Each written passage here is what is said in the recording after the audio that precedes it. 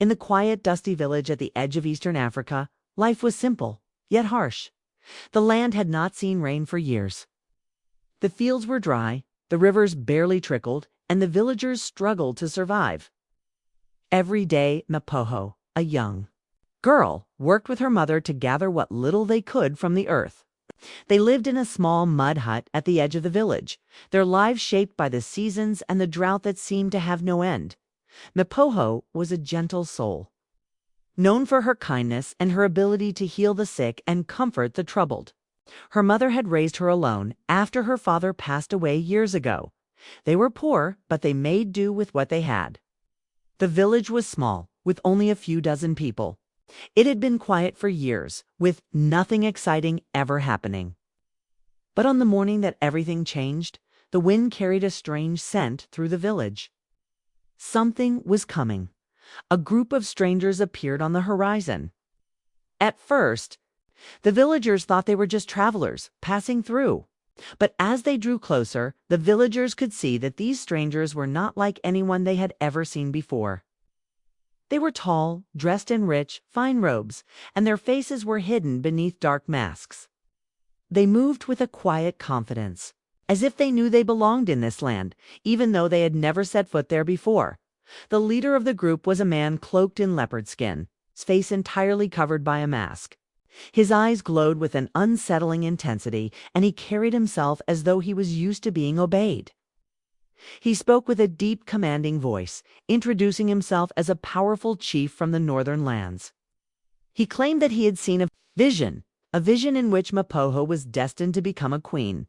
Meppoho's mother was hesitant, unsure of this man and his strange proposal. But the village elders, desperate for anything that could bring them fortune, saw only the gold and the promises of wealth. They saw Meppoho with her gentle beauty as the perfect choice. The chief offered them gift silks, gold, and fine perfume. Sand spoke of a future where the village would be rich and powerful.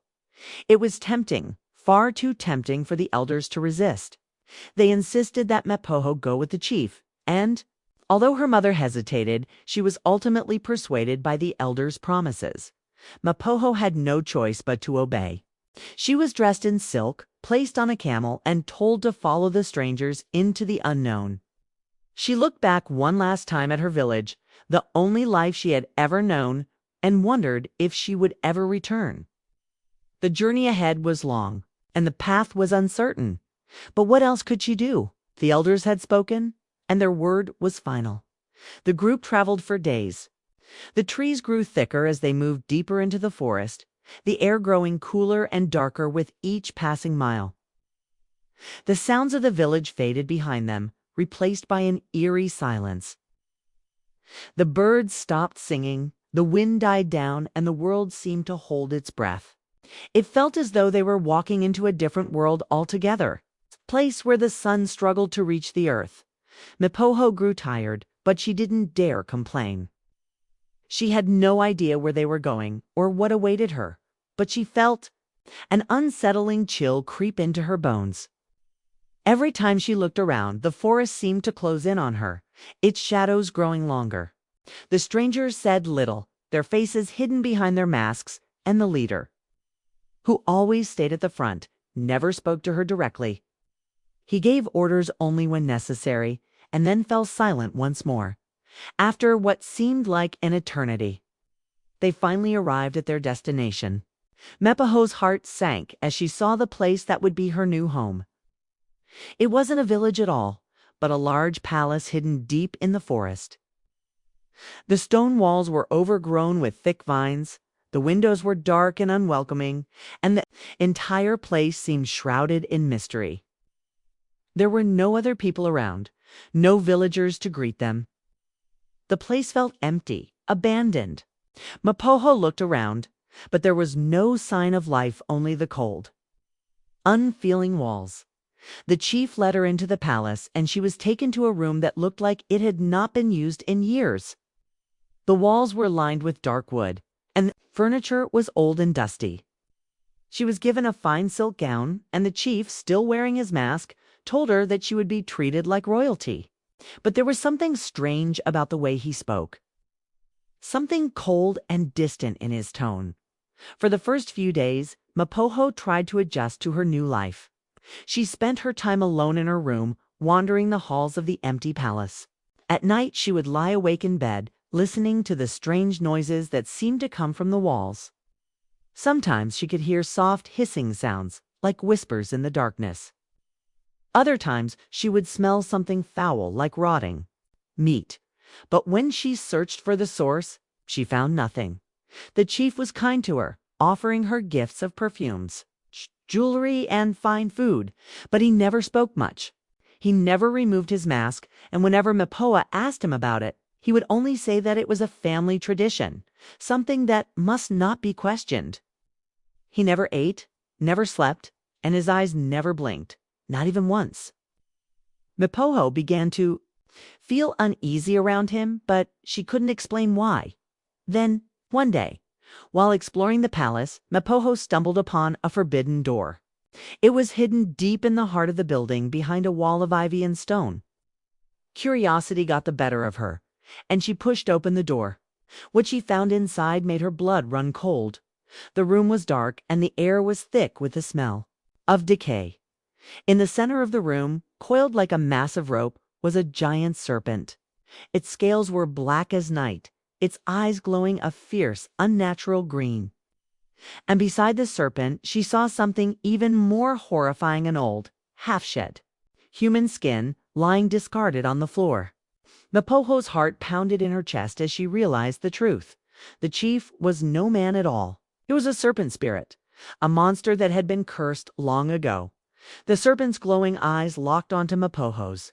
And in that moment, she understood that she had been brought here not as a queen, but as a sacrifice.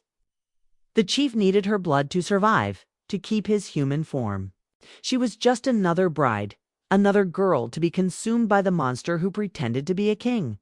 Meppoho's mind raced. She needed to escape, but how? There was no way out, no one to help her. She was alone in this cold, dark place, and the chief would soon come for her. She turned and fled the room, her heart pounding in her chest, her breath coming in ragged gasps. The palace, once so grand, now felt like a Prasanna tomb where she would never leave. She didn't know how much time she had, but she knew one thing for certain. If she didn't find a way to escape soon, she would become another lost soul, trapped in this cursed palace forever. The chief was hiding a monstrous secret, and Meppoho was the next one on his list. She had to act fast before it was too late. Meppoho ran through the long, empty halls of the palace. Her feet were bare. Her heart beat so loud she could hear nothing else. The air smelled of old smoke and something worse, something rotten. She had just seen the giant snake sleeping in a hidden chamber. Its black body was thick and shiny. Beside it was human skin, half peeled like a fruit. It was then she knew the chief was not a man at all. He was a monster spirit trapped in a snake's body. The truth hit her like thunder. She was not the first girl brought here. Others had come before her. They had all vanished. The chief had taken their souls. He wore their pain-like clothes and fed on their youth to stay in human form. The gifts, the soft words, the silk robes, everything was a lie. She was never meant to be queen. She was meant to die. She moved quickly through the palace, her hands shaking. She needed to find a way out before the chief woke. Her eyes searched every corner for a door, a crack, anything that could lead her to safety. But instead of a way out, she found something far more terrible. In one cold room, she saw rows of jars lined up on stone shelves. Inside each jar floated a girl's face. Some were young, some looked ancient. Their mouths were open in silent screams. Their eyes were full of fear. Meppoho's stomach turned. These were the lost brides, the girls who had disappeared. The girls no one ever found. The girls no one believed in. Now their souls were trapped, their pain frozen in glass forever. In the middle of the room, on a stone table, lay a dagger. Its handle was carved with serpent scales. It was gold, beautiful and deadly. Meppoho stepped closer, her eyes full of tears. She whispered to herself, "I will not die here." She grabbed a rock and smashed the first jar. The glass broke with a sharp crack, and white mist flew into the air. It cried like a child. A spirit rose and vanished into the wall. One by one, Meppoho broke the jars. She did not stop. The spirits screamed, cried, and flew around her like smoke. The air grew heavy. The stone walls trembled. She was not just freeing the dead, she was waking something older, something deeper, the truth. As the last jar shattered, a wind howled through the palace. It was not natural. It came from deep below the ground, as if the earth itself had opened its mouth. The snake chief had awakened. Meep. Oshug. The walls shook. Dust fell from the ceiling. A hiss rolled through the air, low, wet, and full of rage. It was the sound of death. The chief was no longer hiding behind silk and gold. Now, his true form rose in full, a monstrous black serpent, as long as 10 men, with glowing red eyes and a mouth filled with sharp fangs. She did not wait. She grabbed the golden dagger and ran. Her feet bled on the stone floor.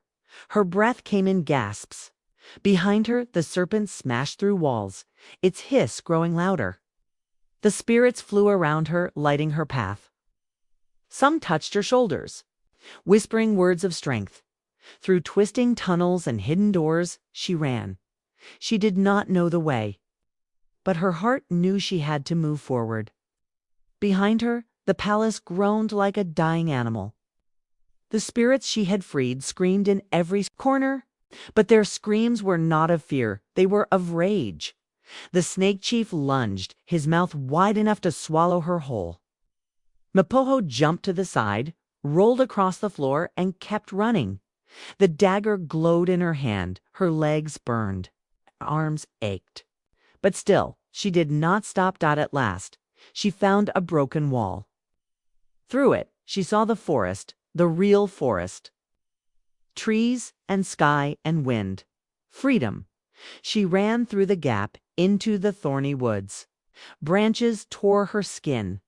Blood ran down her legs. But she did not cry. She kept going. Behind her, the chief followed. The sound of his body slithering over rocks and roots echoed through the forest. And then she heard it, the deep hiss. Not like a snake, but something heavier, something not. Born of this world, the ground shook. The sky turned gray. The spirits rose above her like a storm cloud. Their voices became thunder. Their eyes burned like fire. They circled the snake chief, who was now fully out in the open. His black body filled the space between trees. He struck at Meppoho, but the spirits caught him in the air. They wrapped around him like chains. He screamed, not like a man, not like a beast, but like something cursed. The spirits pulled him down into the earth. The ground opened. Fire spilled from the crack. The forest cried out as if it felt the pain, too. Meppoho stood near the edge of the pit. The snake chief looked up at her one last time. His eyes were no longer full of pride. They were full of fear. She looked at him and said, "I am not your bride. I am your curse." With that, the snake chief was pulled into the earth. The ground closed. The forest went silent. The spirits vanished like mist in the morning sun. Only the wind remained, soft and cool against Meppoho's face. She stood alone, shaking, her body cut and bruised. But she was alive. It took her days to find her way back to the village. When she arrived, the people could hardly believe their eyes. She was thin, scarred, and silent. The elders asked her what had happened, but Meppoho did not speak. She only stared at them, her eyes full of sorrow. No one believed her, not at first. They thought she had gone mad. But during the next flood season, the river unearthed something strange. Giant bones, black and fossilized, lay in the mud. They were too big for any animal. The villagers remembered Meppoho's silence. Kay began to whisper. She never told her story. She simply went back to her old life. She cared for her mother. She grew herbs. She healed the sick. She became a protector of young girls. People said no snake dared enter her garden. Children who wandered too far into the woods returned unharmed. She watched over them all. Some said Meppoho lived for 100 seasons. Her skin wrinkled, but her spirit stayed strong. Her story became a whisper, passed from grandmother to child, and so the tale of the snake chief lived on. A story not just of horror, but of courage. A royal crime, a hidden monster, and a girl who escaped death and freed the dead. They say evil hides in fine robes, that sometimes the greatest danger wears a mask, and that once in the heart of the forest, a brave girl faced a serpent, king and won. Whether this snake chief was a man cursed by the gods or a monster born from greed, one thing was clear: he would never return. Meppoho had ended the curse, and her name would never be forgotten.